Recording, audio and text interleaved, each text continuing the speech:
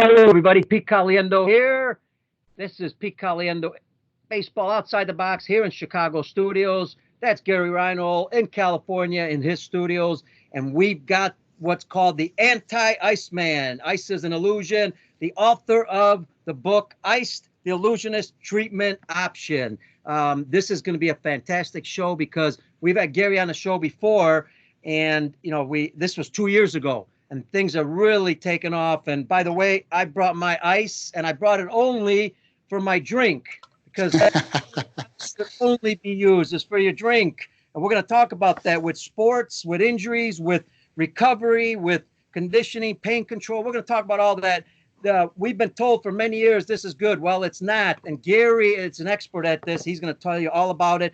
He's the author of the book, again, ICE, the Illusionary Treatment Option, but forwarded by Dr. Kelly Starrett and Gabe Mirkin, MDs. Also, Gary is, by the way, is a national accounts manager for Marc Pro. We'll explain what Marc Pro is. Also, director of accounts for pro athletic trainers. He has taught athletic trainers, doctors, and therapists. Listen, 45 years, he's been an educator and a speaker. This guy knows his stuff, so let's not even waste any time. We're going to put everything on the show notes, the website, Twitter, all that stuff. Let's get right away and welcome Gary. How you doing, buddy, my friend? What's going on? I love it. I'm happy to be here. I love this show. Hey, one good thing is we got plenty of time to do the show. We're not going anywhere right now. I think we're all locked down now, right? Yeah, you know what? We're following the rules, and that's our advice to everybody in the U.S. and around the world. We wish you the best. Follow the advice. Everything's going to be fine as long as you listen to our experts, and we will all be rocking and rolling pretty soon, doing our things in the U.S. and around the world. So God bless everybody. Stay safe. I'm with you there, and with that, don't stop exercising and using your brain because this is not a time to fall out of training. This is a pause, but you're going to be an athlete tomorrow. So don't stop training. Matter of fact, Gary, I'm finding myself starting to create some pretty good habits while I'm at home. And I'm not just talking about washing my hands, but I'm talking about the exercise, what you're eating, routines, learning from podcasts, from books, having some free time to be with your family, to relax a little bit, and get away from the stressful life. I've got you. And I made a decision the first day that we were told to stay put. Is I said, okay, well, if I'm going to stay put, what am I going to do? And I went out to my garage. I got my home gym all together, figured out every exercise I could possibly do. One exercise actually includes paint cans. I don't know whether everybody has a paint can in their garage, but I have 5-gallon paint cans, and I have the smaller paint cans, and I was able to do some pretty interesting squatting and overhead pressing and with paint cans. So I remember as a kid I did that kind of stuff, but I was like, well, it worked back then. Let's see if it still works. And sure enough, it worked, and you can be innovative and you can make things happen. Absolutely. As a matter of fact, in the last 2 episodes, we've talked to some baseball specialists about what you can do to train, as players, what you can do to train it while you're at home, backyard, if nobody's around, in the basement, things that you could do by not only conditioning yourself, but also some drills and fun stuff.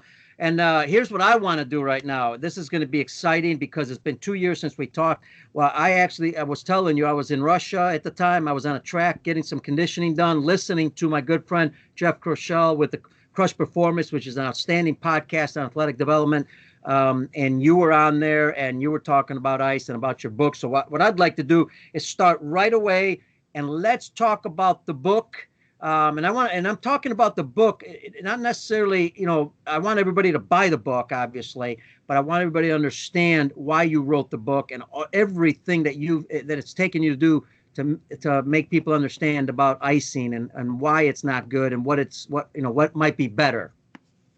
Well, the reason it's not good is because it delays healing, it increases swelling, it causes additional damage. And it shuts off the signals that alert you to harmful movement. And you need movement to solve the problem. And you need those signals to prevent harmful movement. So it's a huge miss. Now, it's not only the ice. It's the entire rice protocol is wrong. And in fact, before we get into what I'm going to tell you, let me tell you what the man who invented the rice protocol has done. And his name is Dr. Gabe Mirkin, Harvard-trained doc, board certified in 4 medical professions. After Dr. Mirkin read my book, he offered to write the foreword to the second edition of my book. Now, you have to think about this. This is the man who invented the most recognized protocol in Western medicine, the RICE protocol, rest, ice, compression, elevation. He not only publicly recanted, said, look, I made this up in my 1978 sports medicine book. Research has clearly shown I was wrong. Don't do it. It delays healing. And then gives a specific reference to the fact that it causes additional damage. Now, Dr. Mirkin then offered to write the foreword to the second edition of my book, ICE, the Illusionary Treatment Option. So why does that matter that I bring that up first?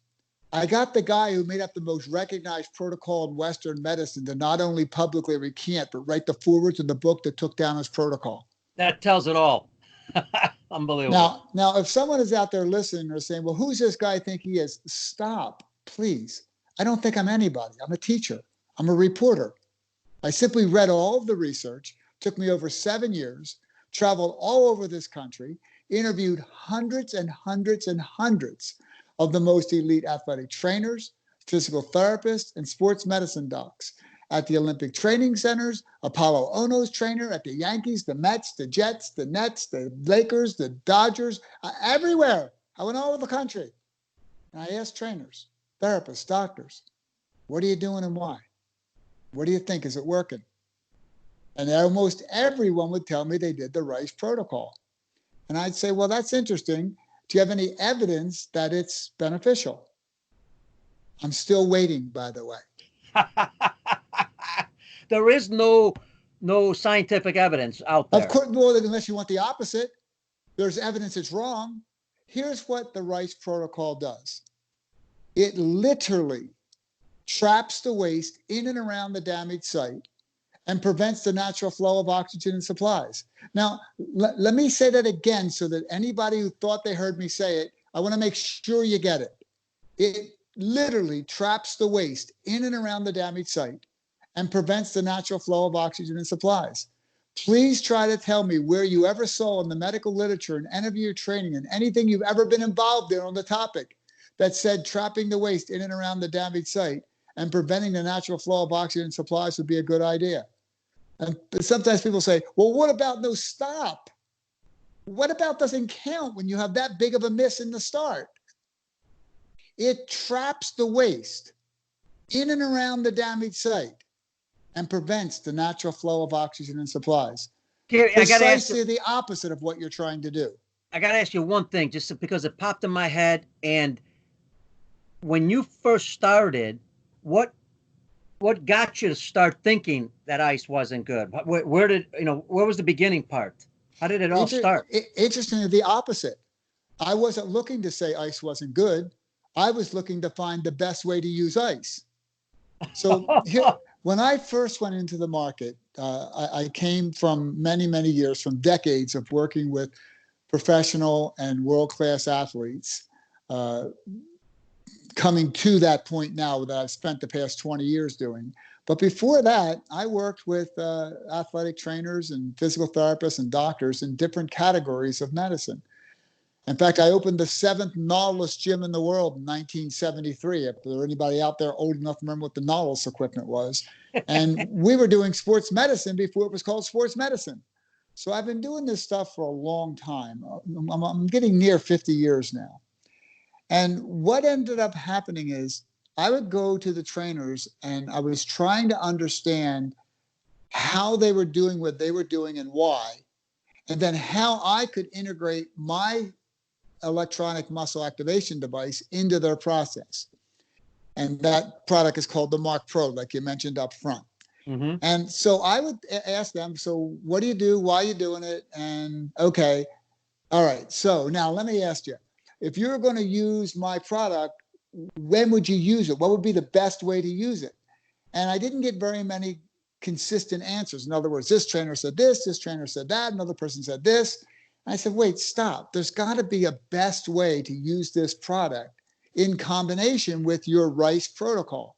Yeah. So they're all doing the RICE protocol. That's in place. And I'm trying to insert in. So I asked the question, what's the best way to use my product? And clearly it would not be while you are using ice. And the reason for that is ice slows things down and muscle activation tries to move things along. So you wouldn't want to conflict with yourself. So you shouldn't use my product and ice at the same time. And given a choice, I'd rather you use ice after you use me, because I don't want to have to overcome the stillness that you created with the ice. But then I start to say, well, no, wait a minute. What are you using the ice for? Why are you sitting still? Why are you compressing it? Why are you elevating it? And then that opened up Pandora's box, because there is no value to those things that matters in the process of tissue preservation and regeneration. And when you stop and say to yourself, what is it you're trying to do post-trauma, post-surgery? What are you trying to do? Well, you're trying to preserve. And Gary, this means somebody getting hit by a ball, you're falling, you bump, you got a bump, a bruise, all that stuff. Or you simply threw a baseball 100 times. Yeah. You know, you're a pitcher, and that's micro trauma, but it's still damage. So whether it's a little bit of damage or a lot of damage, the process is fundamentally the same on how the tissue preserves and regenerates. So what you're trying to do as a clinician, if you're in charge of athletes, is you're trying to prevent further loss and regenerate that which has been destroyed. So let's just stay with what you're trying to do and then say, well, what does that? Well, there's only one thing that can solve the biggest problem of all. The biggest problem of all is the congestion in and around the damaged site. So let's just pick that ball off the plate on your shin point that you just made. Yep. The ball hits your shin and it begins to swell. If you do not decongest the area in and around the damaged site, get that swelling, get that blood, get that dead tissue out of there, that congestion will begin to suffocate and kill otherwise perfectly healthy cells that were not involved in initial trauma. So you got to get that waste out of there. So how do you get waste out of a given site? Now, this is a fair question. I'm not using big words. There's no trickery here. Right. This is straight fact. How do you get the waste out of the damaged site? How? Well, abracadabra won't work. It doesn't evaporate. It can only leave via the passive lymphatic system. There is no other way out. Okay, so now we have a problem. You have a passive lymphatic system, and you've got congestion that if you don't remove is going to suffocate and kill otherwise perfectly healthy cells that were not involved in the initial trauma. So you see the problem?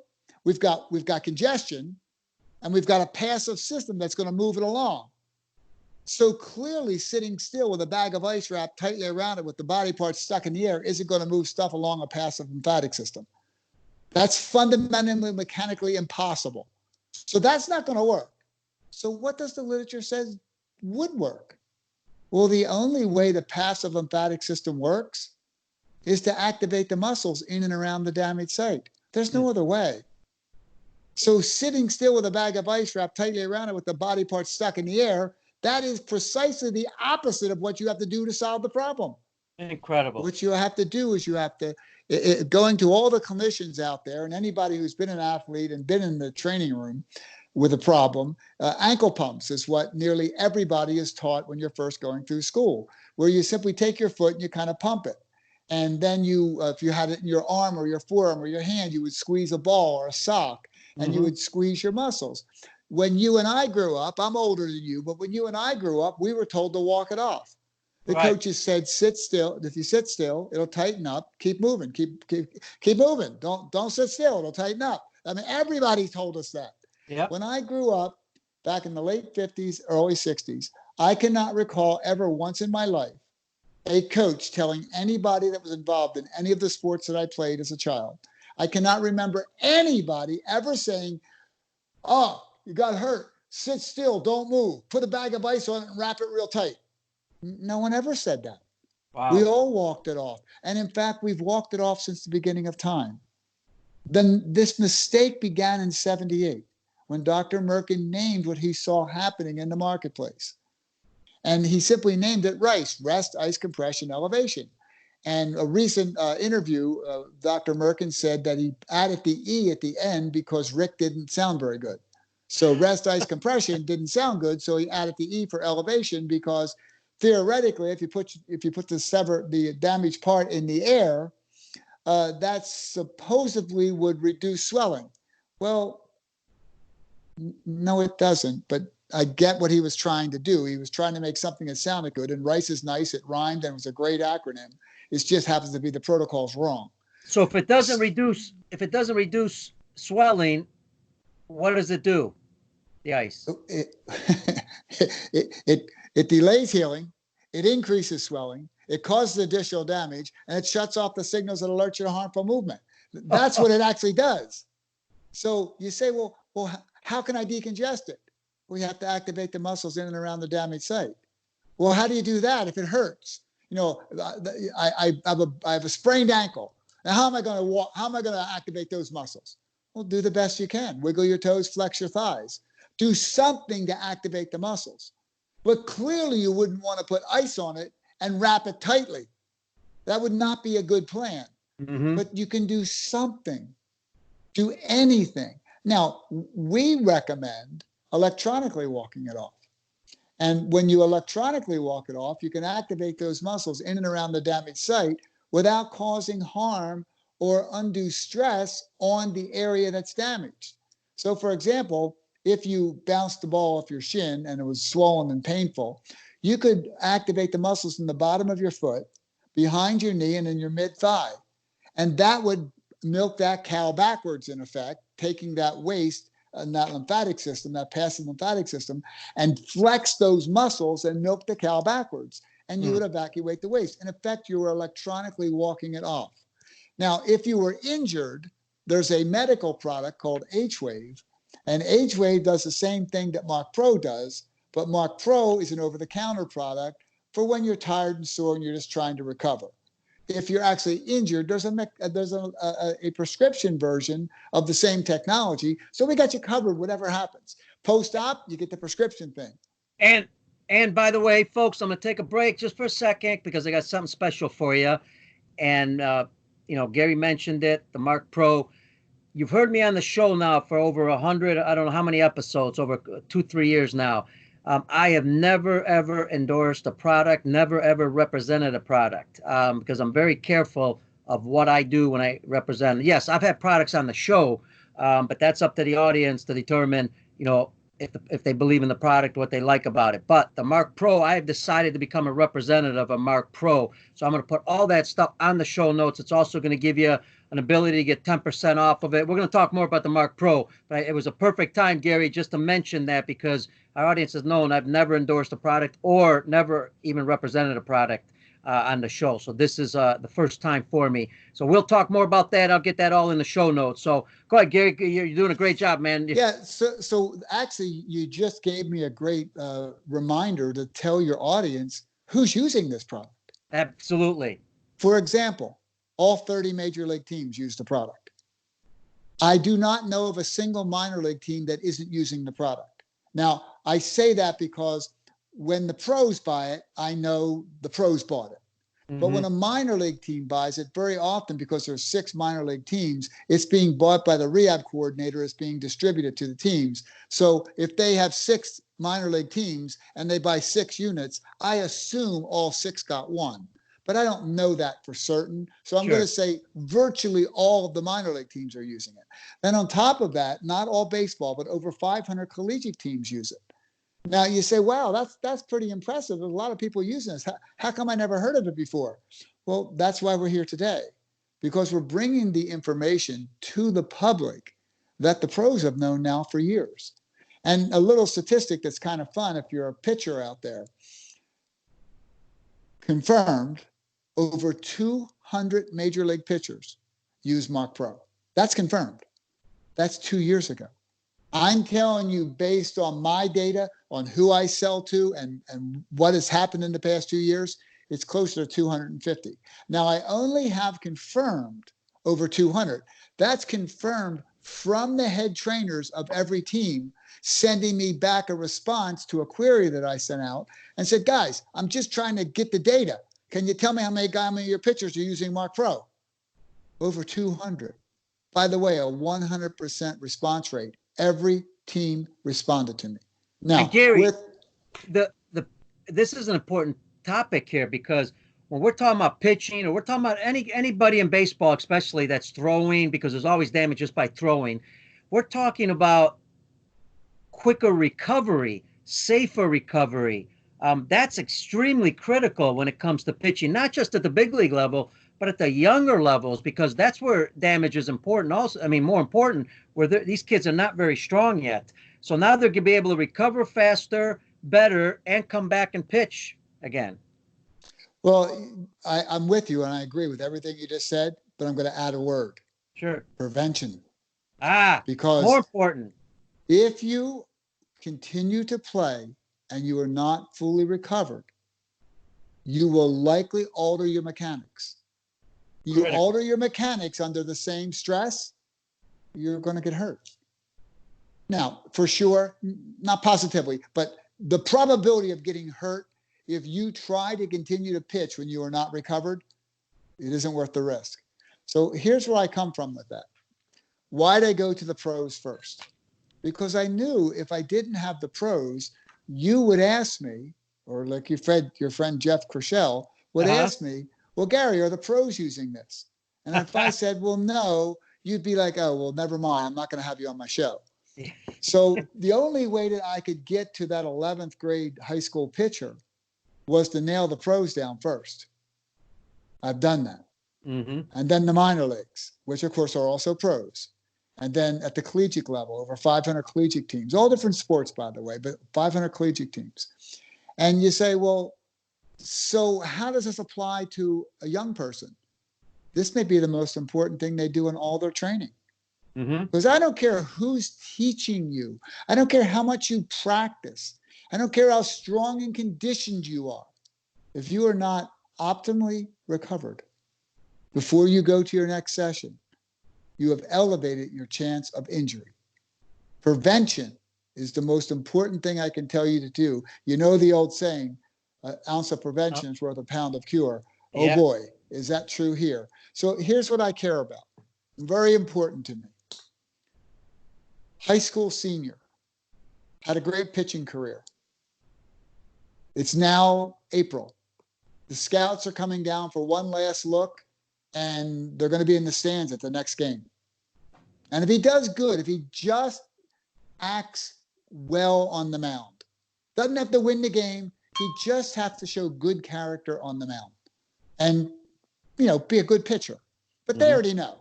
And the schools are coming to offer a scholarship. The problem is back in February, it's now April, back in February, he started having an arm problem.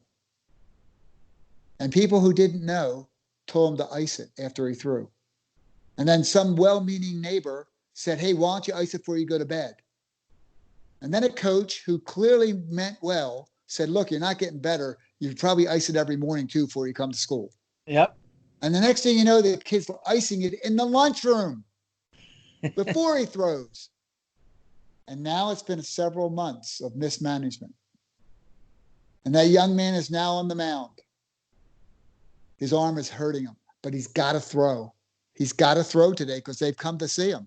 Mm-hmm. Gets on the mound, he can't control the ball.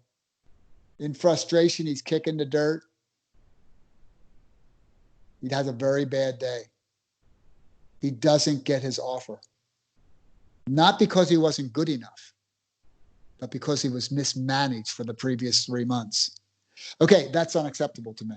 Because what you just do, you just changed the course of his life because you mismanaged him. What he should have done was immediately figured out why the arm hurts, get the appropriate care, solve the problem, not put ice on it, not make it cold so you can't feel the problem. That's not going to fix it. Solve the problem and incorporate a recovery program, say like the Marc Pro, into your process. And I have parents call me relatively often, several times a week. And they'll say to me, well, my son wait, just stop. Let me ask you a question.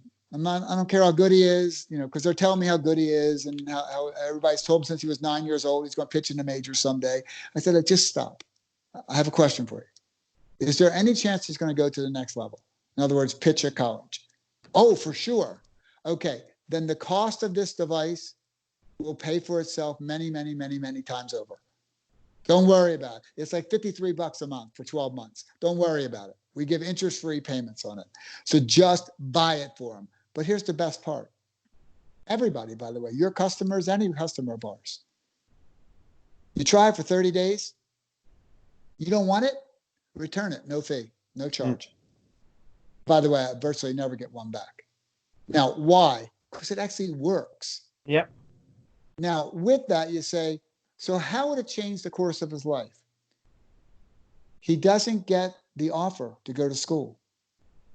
He ends up doing a little couple classes at community college and working at the local grocery store or whatever. And he never gets to tell the stories he would have told, lived the life he would have lived if he had pitched in college. I'm not saying he's going to go to the pros. He might not even been good in college. But he doesn't get the chance to try because he was mismanaged. And Gary, that I've got to stop. And on that, I'm with you. I've got to go back and say also, I'm real concerned about youth players because, again, they're young. They're not developed. They're possibly mechanically not doing real well. We're over pitching them, obviously. We know that from statistics. That's why USA Baseball had to institute the pitch count system with Major League Baseball. So these injuries, we also know, begin early. They don't start possibly in high school or college. They constantly can start as young as 11 years old, the damage being, and that's from just general stuff that they're doing. Now, all of a sudden, you throw the ice on there. That makes it even worse at those young levels. So I want to reach the young levels also, because I think that's critical. Well, I'm with you. And look, I have a real story that I tell very often in my talks, and I'd like to tell it here. There is a trainer at the most elite level in this country. He's now the head trainer of a major sports franchise. Before, he was a trainer in amateur athletics that compete internationally. He sent me an email. He said, Gary, I got to tell you what just happened. I had a player with a longitudinal quad tear. That means that the quad muscle was torn. Okay, the thigh muscle was torn. They measured the blood in the quad with ultrasound. They measured the blood. They got it. They know what's there. Mm-hmm. They activated the muscles in and around the damaged site with our prescription product, with the H-Wave product, for about 6.5 hours. Then the following day, measured the blood in the quad with ultrasound. In his word, gone. Gone. Gone. Gone the next day. Wow. Period. We turned a 4 to 6 week injury into running in 3 days and playing in the World Championships in 10. Now, why does that matter? Well, it just so happens that individual played a role in the semifinals that took him to the finals. Then played in the finals and they won the World Championship. Wow. And then that individual got to stand on the stage and have a gold medal put around their neck as they played our national anthem. Now, why does that matter? Well, if they had been mismanaged, if they had rest, ice, compress, and elevate it, mm-hmm. The day following the injury, clearly nothing would have been evacuated because remember, abracadabra doesn't work and it doesn't evaporate. It's got to go back to the passive lymphatic system and no other way out. So that blood, that waste, that dead tissue would have sat there and begin to suffocate and kill otherwise perfectly healthy cells who are not involved in the initial trauma. The swelling would have been now down to mid-kneecap, maybe lower. The foot would have begun to hurt about the 4th day. They'd be on crutches and barely mobile. Remember, we were running in 3 days. Wow. At the 2-week mark, possibly start to wean off the crutches. We're playing the World Championships in 10. 14 days, you'd barely be weaning off the crutches. The reason it takes 4 to 6 weeks to recover from that problem isn't because it takes 4 to 6 weeks. It's because you mismanaged the patient in the first 24 hours. That's what caused the problem. Wow. Because if you didn't suffocate and kill that otherwise perfectly healthy tissue, was not involved in the initial trauma, that tissue would not have died. The diffuse atrophy that comes as the result of not using the limb, of not using those body parts, well, that wouldn't have happened. The faulty scarring that develops because of the icing, which increases the collagen around the tissue, around the fiber, and then the adhesions that develop from failure to reorganize, repair tissue, that wouldn't have happened. Also, because you weren't using the muscles in and around the damaged site, then what's called sprouting angiogenesis would not occur. And that's what rebuilds the vascular network around the damaged site. So when you get hurt, you've got to rebuild that vascular network that's around the damaged site. So when you see the bruising, that's because vessels are broken inside and blood is leaked out. That's what the bruising is. Okay, well, you got to rebuild that network, because if you don't rebuild the network, the blood supply is not to the tissue you're trying to regenerate. And then on top of that, because you are still doing nothing, your myostatin levels elevate, and myostatin inhibits muscle regeneration. So the reason it takes 4 to 6 weeks is not because that's how long it takes.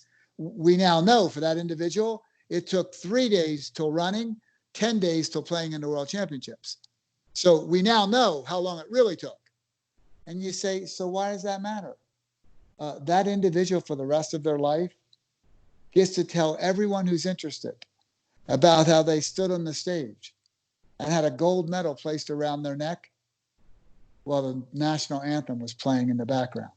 Yeah. No one has a right to take away another individual's sports history story. Absolutely. I got two things. One, the Marc Pro, we've got parents that listen. Obviously, it's not just for sports. And this is for everybody in life. Well, interestingly, as you say that, this often doesn't come up, but I'm glad you brought it up. My most satisfied customer ever was a concert flutist. Now, think about it. Okay, wrist and forearms cramping. Sure. It's preventing practice. It's making what they love not fun.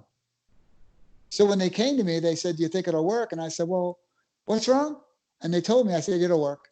And they said, "Well, how do you know?" I said, "Because that's how the body heals. So the human body is designed to self-repair, not self-destruct. That's contingent upon tissue loading or stressing the tissue in a controlled way." And I also have motocross guys. I don't think I have any female motocrossers, but I have motocross guys who get forearm pump from holding the handlebars. Forward. And it works for them, and it works in my tennis world, my golf world. So I said to myself, well, if it works for golf and tennis and motocross, this should be a no-brainer for playing the flute. Sure. Well, actually, when I received the phone call a few weeks later, and there was actually, I didn't see the tears, but I could feel the tears as the person was crying, telling me how grateful they were. Wow. And I went, well, isn't that interesting? A concert flutist has become my most successful client ever. Now, therapists, people use this in their clinics for the average person too. Well, they use our medical product in the clinics. That would be called H-Wave. So same technology, just a different indication for use from the FDA. So the reason the FDA does that is because they don't want companies like Marc Pro practicing medicine without a license. Absolutely. So it's completely reasonable and fair. They say, the FDA says that Marc Pro is to facilitate enhanced performance and recovery of healthy tissue, whereas H-Wave is actually for damaged tissue and medical purposes, but it requires a prescription from a physician. Right. Where Marc Pro, you can just buy over the counter. And perfect lead in. $1 million question I'm going to get asked, and I know ahead of time I've been asked. Medical people, some people are still going to the doctor, still going to the hospital, still, and what first thing they do, prescribe ice. It still happens. Are they just not getting the word? I wish I knew that answer. I know it. The ones that I have that I've led out of the Ice Age, they say to me that the reason I did it was because I always did it that way. Yeah. And that, of course, is a terrible reason to do it. But these are the people who have come out of the Ice Age. When I talk to doctors and therapists and athletic trainers, and they tell me that they recommend ice and they don't understand how I could say that it's wrong when they've been doing it for 25 years and it always worked. And I say, yeah, in spite of your efforts, it worked, not because of your efforts. Yeah. In other words, going back to my story just now, who, by the way, if you want to talk to that trainer who is a doctor of physical therapy and an athletic trainer and the head trainer of a major sports franchise, I will be happy to connect you so you can confirm the story I told you is 100% accurate. Mm-hmm. I'll be happy to connect you, and he'll be glad to talk to you. By the way, and by the way, I know for folks out there, you can Google your book, your name. I did it. There's all kinds of testimonials out there, even pro athletes that have talked about the product, but also talked about some of it. Like you said, many of them are not even, major league pitchers, not even icing anymore. Oh well, a pitcher who I have an interview with. And I likely have already forwarded you this link. It was with Corey Kluber. And Corey says, and it's the year before, it's the year that he won his second Cy. Corey said, I don't ice, never liked ice, makes my arm feel stiff. I do the Marc Pro. My arm feels the best it felt my whole career. If you have a chance to do this and you don't, you're making a mistake. I mean, what kind of that's what? You hear a guy like that say that and you're saying, what? And then there are many teams, and you know the way it works. I can't say the teams, but there are many teams who the pitchers are completely off of ice. Sure. And then you say, well, how'd you convince them? Because I asked them, what are you trying to do? And when they told me, well, we're trying to facilitate recovery. And I say, well, how will making the tissue cold and wrapping it tightly around it, how will that facilitate recovery? And when no one ever answers, yeah, like me, then they say, well, what are you suggesting? I say, well, let me just ask you, how does the tissue regenerate? What process has to happen? Well, you have to get the waste out of the area, get the congestion out. You got to rebuild the related vascular network around the damaged site. You got to reorganize the repaired tissue. There's 3 steps to healing, by the way: inflammation, repair, and remodel. So anybody that wants to look up the healing process, I have papers on my website, GaryReinl.com. You can go there, and I have all these papers with all the references, and they're all free. So just go there, and you can pull them off the resources, and you can have anything you want. You can do it any way you want.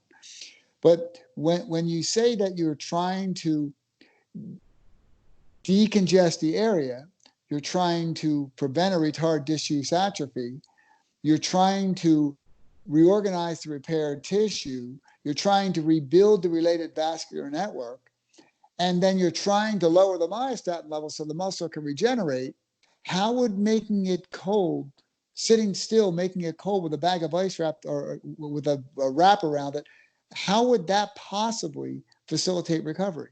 I mean, how could sitting still with a bag of ice wrapped tightly around the area with it stuck up in the air possibly facilitate recovery, when the only way that will work is if you decongest the air and rebuild the related vascular network, lower the myostatin levels, and reorganize the repair tissue? How would that work? Well, of course, it doesn't work. It doesn't. So once I get you in the right question, what are you trying to do? Well, I'm trying to prevent further loss and regenerate that which has been destroyed. That's what I'm trying to do. Okay, so if that's what you're trying to do, wouldn't you need to do something that facilitates that, not something that does the opposite? And pretty much, if anyone will talk to me for less than 5 minutes and just answer my questions, they stop icing and resting and compressing almost instantly. And in fact, some of the interviews I've done with clinicians, they'll say, well, I haven't done it in 6 months since I heard your first podcast. It's like, okay, that's really good. Now, do you know why you're not doing it? I don't want you to just not do it. I want you to know why you're not doing it. And then I've got to lead and make sure they understand that you got to change the upfront question. In other words, what are you trying to do? If you're doing the rice protocol, if I say, what are you trying to do? You say, I'm trying to make it cold. I'm trying to make it tight so it doesn't swell. Okay, make sure that that's what you actually want to do. You want to make the tissue cold and prevent fluid from getting to the damaged site. Mm-hmm. Okay. The problem is that's not how you control swelling. It's backwards. You're not trying to prevent the fluid from getting there. There's not too much coming. There's too little leaving. So you get what's wrong? Yeah. The repair and cleanup crew are coming to the damaged site. That's why your immune system, your innate intelligence, dilates the healthy surrounding vessels and increases perfusion. The fluid's supposed to come. It's bringing in the repair and cleanup crew. You then have to evacuate it by that passive lymphatic system, by, in effect, walking it off. But when you sit still with a bag of ice wrapped tightly around it, you literally trap the waste in and around the damaged site and prevent the natural flow of oxygen supplies, which also leads to disuse atrophy. Disuse meaning not using. So it's disuse atrophy because you're not using it. And then on top of that, because you don't reorganize the repaired tissue, you get faulty scarring or adhesions. Then on top of that, you're not rebuilding the vascular network around the damaged site because there's no movement. There's no stress. There's no sprouting angiogenesis. It's not working because you stopped it or you slowed it down. You really haven't stopped it. You've slowed it down. And then because the myostatin levels are elevating, you're not regenerating the muscle tissue. So you're doing the exact thing wrong when you think your goal is to prevent swelling instead of eliminate swelling. Huge difference. And to make the tissue cold. You're not trying to make the tissue cold. What does that have to do with it? What are you trying to do? I'm trying to prevent further loss. Mm-hmm. I'm trying to regenerate that which has been destroyed.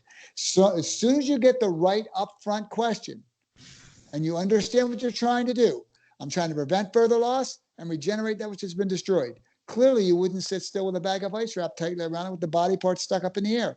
That doesn't work. All right. So let's take our audience, our coaches, players, and parents in the U.S. and around the world. Let's take our audience through what does work and how the Marc Pro works. When do we use it? How many times do we use it? What's the process? Well, the good news is you can figure it out on your own, but I'll tell it to you. But it's very simple.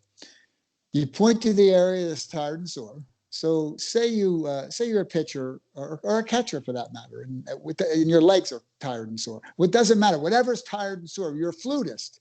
You're pulling weeds in the backyard. I don't care what made you tired and sore, but you're tired and sore.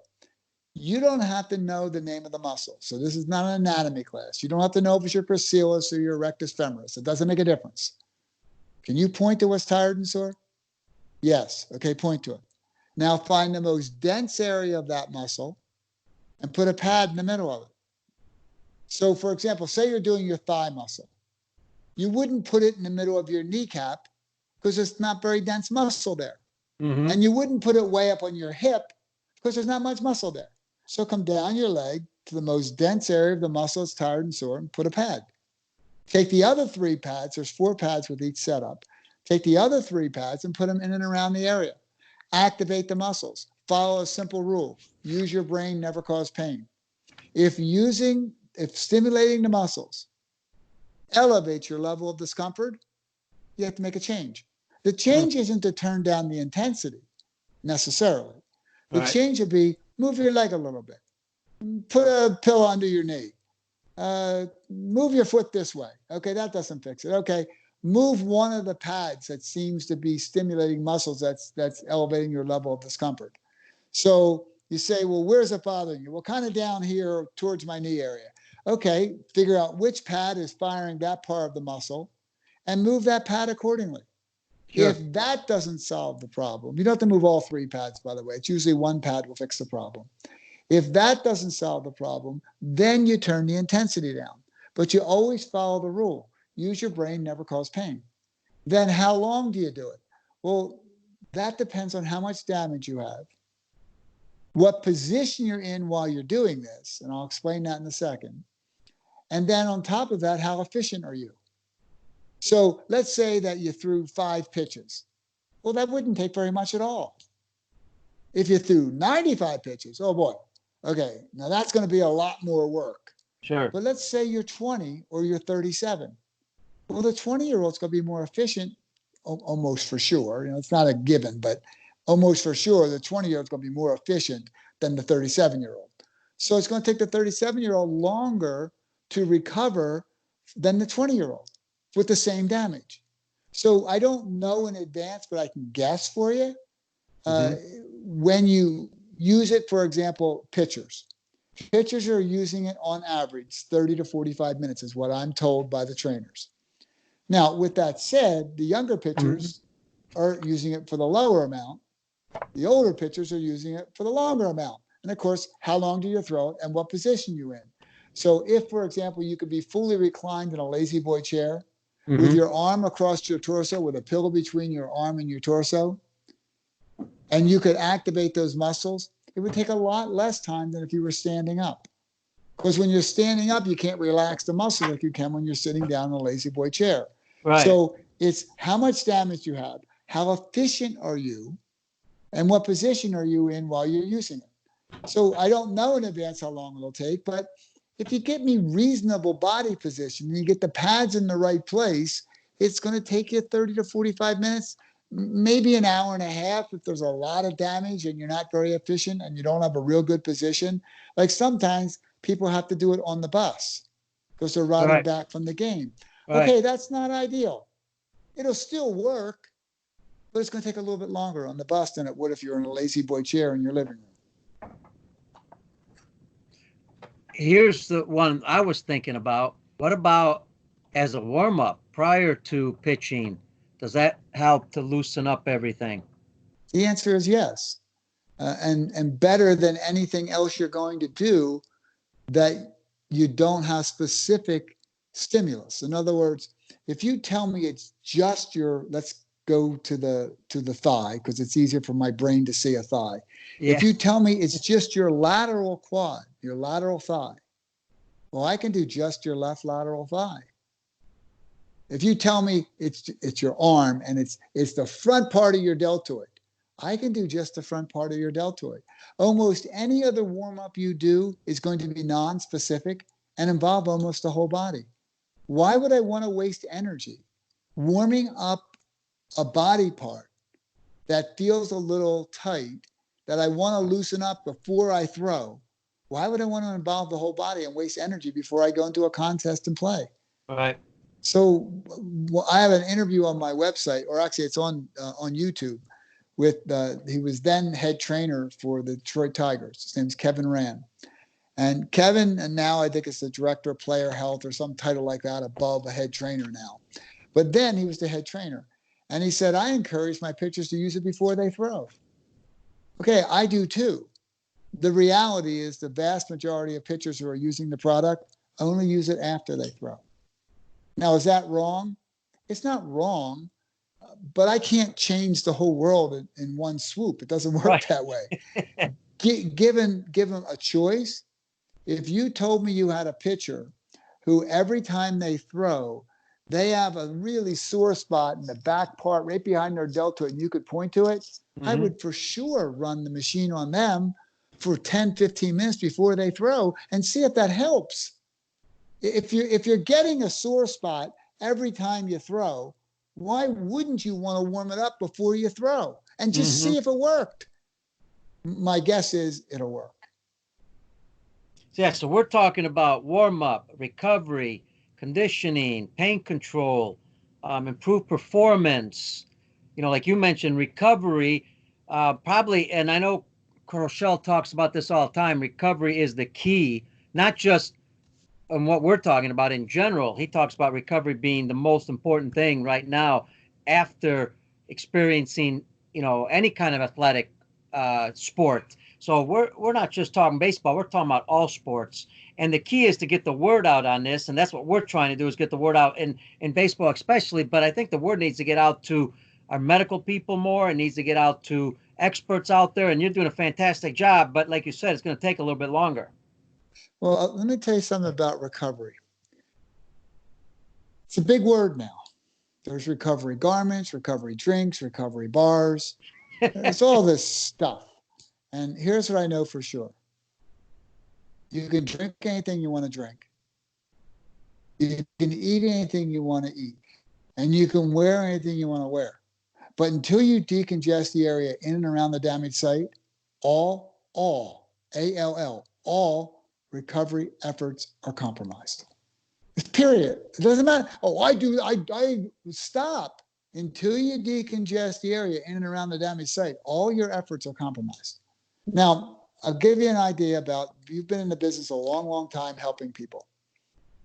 In the weight room, if you went down there, let's say with a Jeff Chriselle or any of the other strength and conditioning people, and you said to them, hey, I got a question. How many sets on the bench press did that guy do today? They'd say, oh, 3. And how many reps did he get? They'd say, hold on, let me look. And they'd open a little booklet and they'd look and say, well, at 220, he got 6. At 215, he got 3. At 200, he got 9. And I said, really? Well, so when did he do that machine last, that exercise last? They'd say, oh, hold on. And they'd turn the page back and say, well, 4 days ago. And how much did he do then? And they'd know. And you say, well, how about 6 months ago? Yeah, we keep all that. We got that. And I said, well, let me ask something. Where do you think he's going to be in another 2 months? Oh, here's what we're projecting. Here's what we're shooting for. And you say, no, wait a minute. You've got a record. You have a log. You have a plan. You have a history report on the bench press. Oh, yeah, everything he's doing. It's all written down. His times in the 40, everything. Say, really? Can I see your recovery log? Not a single person's ever produced 0. one so far. Wow. Not a single person. Now, let me ask you a question. What do you think is more important, training or recovery? I'm not discounting the value of training. Right. What's more important, training or recovery? Because if you don't if you don't recover, everything's compromised. Exactly. And you're liable to get hurt. Right. So help me understand why there isn't a recovery log on every athlete you're working with. And what would a recovery log look like? I've actually been asked, why don't you write one? It's like, you don't need me to write one. This is simple. You say, okay, this guy did this today. Here's what we did the next 24 hours to facilitate recovery. Here was his performance the next workout. Oh, he did worse. Okay, go back and look at your recovery and see if you think it was right. So what did you do in recovery? Well, when we got done, we had a recovery drink. We had a recovery bar. We put the Marc Pro on for 45 minutes. And he actually had good improvement to the next session. And we're on target and our progress is great. And he's feeling really good. I would say that's a good recovery log. But if you told me the opposite, he's not doing as well. He doesn't feel good. He feels sluggish. He feels burnout. And he's got a sore spot that's bugging him.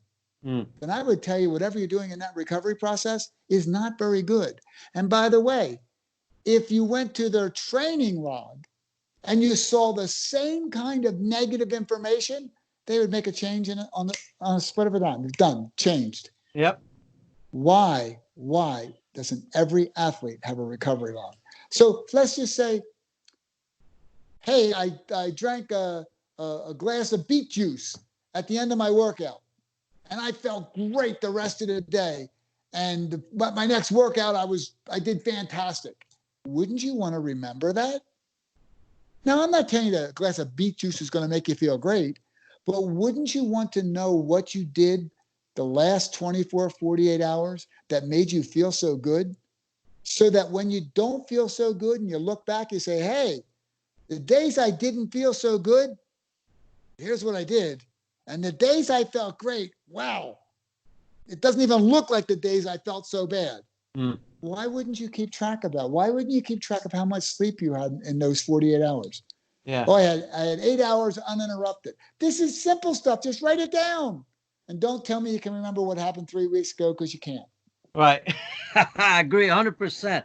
And by the way, when they ask me, when the strength coaches and the conditioning people say to me, well, yeah, but I said, wait, just stop.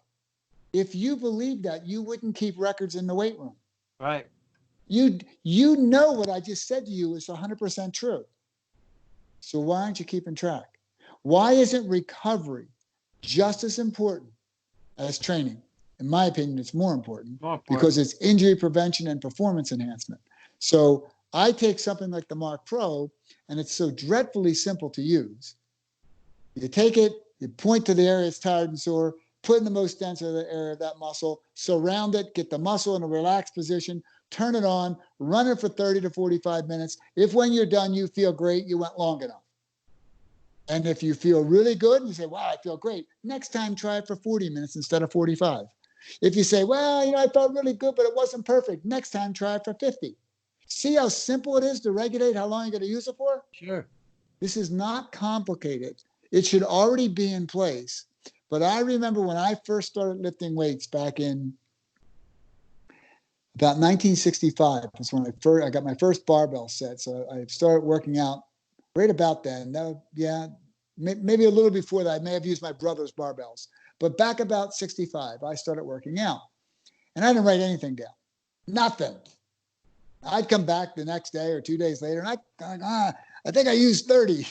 I didn't know. I'm pretty sure I did 3 sets, but I didn't know. And then one of the people that I knew who was older than me said, well, why don't you write it down? I'm like, write what down? They said, write down what you did, so the next time you come back, you know what you did. Okay, why aren't we doing that in the recovery market? Yep. And want to write a recovery book? I'll write it with you. That's the next one. You got to have a recovery book, no doubt. And here's a great way to end the show. Two things. One, the way we're going to end it is you're going to say whatever you need to say because, in an hour, we can only cover so many things. So I might have missed something, a question that was very important. Something you might have mentioned that was very important. That'll be the last one. But before we do that, as we talked about at the beginning of the show, a lot of players are at home right now. Well, everybody around the world, they're at home. They're doing some stuff at home. They might be doing some elastical bands. They might be doing some squats, with a bar. They might be doing all kinds of things, throwing, working on mechanics. Let's talk about the Marc Pro. This can be incorporated during that time while they're at home because of the fact that they need to recover from all the movements that they're doing. Yeah, well, actually more important now than ever before because now they're not with their training staff. Right. So they're on their own. They're in their basement. They're in their garage. So right now, I could think of nothing more important than athletes in this pause period than to stay healthy and fit. Good heavens, don't make a mistake with recovery that you could have easily managed by simply getting a Marc Pro and using it when you, in effect, remember going back to the flutist? Mm-hmm. The fingers in the wrist and forearms were cramping up. Yep. Don't keep playing, solve the problem. So you're home and you're doing exercises on machines that maybe aren't as good as you had at your training facility or at the gym you go to or at the team you work with. And you've made a little mistake and you kind of got a little pain area, a little soreness in your, take care of that. Don't work around it, fix it. And how you fix it is very simply, you've got to decongest the area in and around the damaged site. So you've got to activate the muscles in and around the damaged site to, in effect, milk that cow backwards. You got to do that. You got to decongest the area. Then you want to prevent or retard disuse atrophy. So how do you do that? Well, by activating the muscles. That's why it's called disuse. Then you've got to reorganize the repaired tissue. So the tissue, as it's mending, remember, it's inflammation, repair, remodel. There's 3 steps to healing. So you got to reorganize that repair tissue. How do you do that? By stressing the muscle. So the same stress that decongests the area, that prevents or retards disuse atrophy, that same stress reorganizes the repair tissue. Now, beyond that, you got to rebuild that vascular network around the damaged site. Well, how do you do that? The same stress. So the same stress that decongests the area, the same stress that prevents or retards disuse atrophy, the same stress that reorganizes the repaired tissue, or reorganizes the repaired tissue, the same stress that rebuilds that vascular network around the damaged site, it's all the same stress.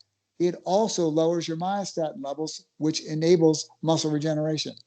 So it's like, wait a minute, what do I got to do? Same stress. One thing does all 5 points. And why does that matter? Well, because when the great creator made the body, imagine if 5 different stresses solved the problem. So you had to do this to decongest the area, this to prevent or retard disuse atrophy, how to do this over here to reorganize repair tissue, then do this over here to rebuild the related vascular network, and then do this over there to lower the myostatin levels. Could you imagine? We'd all be dead. Yeah. It would be a night. We'd never get better. A stub in your toe could kill you. This does it all at once. This does. Well, of course, it had to be that way. I actually had a doctor say to me, Gary, you're making it all sound so simple. And I said, it had to be, Doc. If it weren't simple, we'd all be dead. See, it had to work that way. The same stress that decongests the area, the same stress that prevents and retards tissue atrophy, the same stress that reorganizes repaired tissue to prevent the faulty scarring, the same stress that rebuilds the vascular network around the damaged site, the same stress that lowers the myostatin levels is simply accomplished by activating the muscles in and around the damaged site. We electronically walk it off. The reason walking it off is so well known in our entire generation and all generations before us is because that's how it's been done since the beginning of time. We've always walked it off. Sure. Sitting still. Remember what the coach said to you? Don't sit still. It'll tighten up. Keep moving it. Remember? Yeah. Great words. Everyone Great words of knew wisdom. that. Yes. Everyone knew that. And then we stopped doing it in 78. That problem is now being undone. Absolutely. And finally, I think this would be a great way to end it because I'm going to ask you the question and allow you to open it up a little bit here. The question is, out of everybody you've talked to, they've asked you, I'm sure, 1,000 questions. What question was a couple questions that might have been very important that people have asked you that we've not discussed? In other words, you're going to have skeptics. So as soon as you talk to somebody, they're going to say, well, this. What was some of those questions? I want to go right to that. I'm going to answer that question from the back in because I think it'll work better. When people challenge me, what I ask them is this. If I could prove to you the godfather of the Ice Age, the Harvard-trained MD that literally invented the Rice Protocol, if I could prove to you that he has not only publicly recanted, but wrote the foreword to the Anti Iceman's book, the book that took down the most recognized protocol in Western medicine, if I could prove that to you, would you listen to me? And if you say no, it's pretty much hopeless. I can't help it. Okay, I'm the Anti Iceman. I wrote the book, ICED, the Illusionary Treatment Option, and the doctor who made up the Rice Protocol recanted and wrote the foreword to my book. But Gary, I got this for you. Here's me. I'm going to say, well, I put the ice on. I've done it a lot. It feels good. It does feel good. And I liken that to the sympathetic bartender that gets the alcoholic a drink so he can temporarily feel better. Did you solve the problem? No. Did you make it worse? Probably. Okay, you got to think things through. Making it feel good and solving the problem are two entirely different concepts. Yeah. So, by the way, I know a couple of people that I grew up with. I'm from South Philly, and they say smoking crack makes them feel good. Yeah. Yeah. No, I'm serious now. You said it makes you feel good. Hey, marijuana makes you feel good too. Okay, so does that solve the problem? No. And the answer, no, it didn't solve the problem. So you say, well, I'm going to put ice on because it feels good. And I say, do you want to feel good or you want to solve the problem that's causing you to feel bad? Yeah. Because to solve the problem that's making you feel bad, you're going to make it worse by making it cold, by putting ice on it. Yeah, you'll get temporary relief, but temporary. Remember, that's giving the alcoholic, giving the sympathetic bartender, giving the alcoholic a drink so he can temporarily feel better. And you did not solve the problem, and you made it worse. And I remember when you take the ice off, guess what happens? I know this from experience. The pain comes back. Of course it comes. Well, it's actually worse because if you left it on long enough, you're delaying healing because you're making the tissue cold, you're slowing everything down. But you cause additional damage. And people say, well, what damage? I don't know. Did you ever hear of frostbite? I mean, what do you mean, what damage? Did you ever hear of frostbite? And did you know that you never put ice over a superficial nerve? You know why? Because it kills the nerve. Yeah. And do you know there's research that proves that they've proven it with biopsies that it kills muscle cells? So let me get this straight. You know it kills skin cells because you all heard of frostbite, so you're not going to argue with me there. You probably didn't know it kills nerve cells. Google it, cryotherapy and nerve damage. You'll see that every clinician that's ever trained in this country in the past 15 years has been told, be very careful putting ice over top. Oh. Then on top of that, you're back now. Then on top of that, you've got this issue of, well, what happens if I don't put ice on it? Well, the area will congest and you'll begin to suffocate and kill otherwise perfectly healthy cells that were not involved in the initial trauma. And that's not a good thing. And then if you stay in that state for long, you will begin to have systemic disuse atrophy. So you're going to start to shrink everything, the muscles, bones, ligaments, tendons, vessels, everything starts to shrink. So the question isn't, how do I feel good? The question is, how do I solve the problem?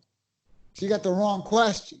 Right. I want you to feel good, but I'm telling you right now that if you decongest the area and you rebuild the related vascular network around the damaged site and you find a neutral position, you're going to feel better. And then it doesn't wear off.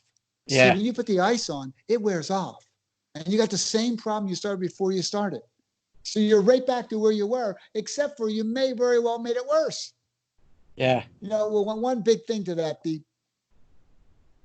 putting the ice on, imagine there's a crash on the highway, okay? 23-car pileup, terrible accident.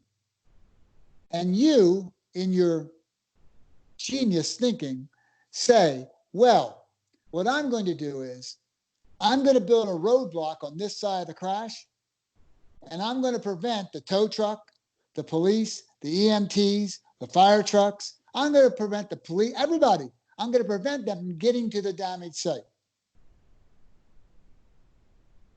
That doesn't sound like a good idea, does it? Nope.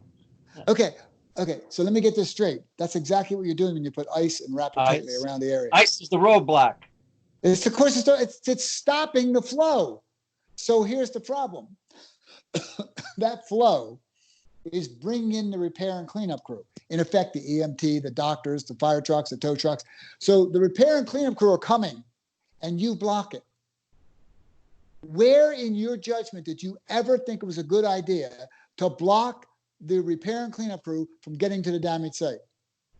And by the way, if that were a good idea, if it were a good idea, realize that whatever you block from getting to the site, you correspondingly block what was trying to leave the site. Mm. So the debris is trying to leave. The tow trucks are trying to take the broken cars and get them out of there. And you're preventing that because you're so smart. You're smarter than your innate intelligence, so you're going to block it from getting there. You're going to prevent the repair and cleanup crew from getting to the damaged site and trap the waste in and around the damaged site, thereby preventing the waste from leaving the damaged site. It is utterly ridiculous to believe that's a good idea. And I sometimes have people say to me, well, Gary, what if my doctor doesn't agree with you? I say, try to explain. Yep. But don't explain by explaining. Go offense. Don't be defense. Go offense and say, Doc, why do you want me to do that? Like post-op. Doc says, I want you to ice it. Say, Doc, why do you want me to ice it? And if the doc says, well, for pain control, say, but Doc, won't that delay healing, increase swelling, and cause additional damage? And shut off the signals that alert me to harmful movement and do I need movement to solve the problem?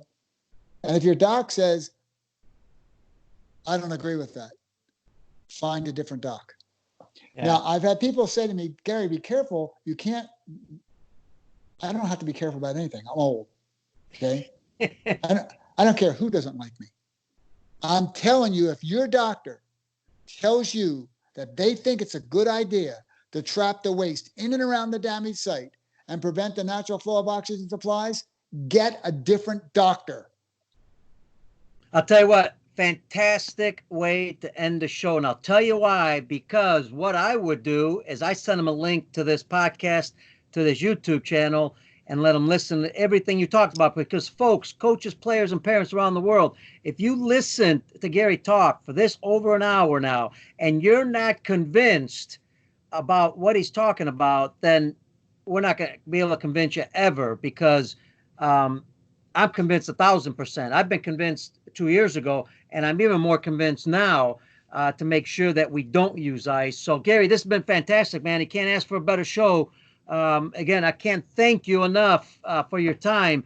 And we're going to get, folks, so you know, we're going to have Gary's website, the show notes, our discount 10%, the code. We're going to have everything. Gary's Twitter, a way to get a hold of him, everything possible that you need. And he mentioned research that's on his website, or things that are on his website that you could use to show other people. There's so much information now out there, and we need your help in getting the word out, not just to the high schools, the colleges, the medical people, but the way I see it in our industry, the baseball industry, to the youth levels, to the parents, to the coaches that work with these young kids. That's where we need to get the word out on this information. We're going to do our best to do that, and we hope that you're going to help us. So, Gary, man, thank you, man, from California to Chicago. Got to thank you for being on the show. I love it, and I want to end by saying that no one has the right to take away an athlete's story. Awesome. On that, folks, that's Gary. I'm Pete. This is Baseball Outside the Box, and I said Gary and Pete because if you're on YouTube, you can see us, and you'll know who we are. And don't forget, go if you're listening to podcasts, you want to check it out on YouTube, go to caliendo.peter on YouTube. Check us out at Baseball Outside the Box. Check us out on Twitter, social media. Get this show everywhere. All you got to do is forward it. It's a click of a button. Forward it to everybody you know, and we can just multiplies. It's kind of like that when we tell our young kids, put a penny in the bank, then keep adding.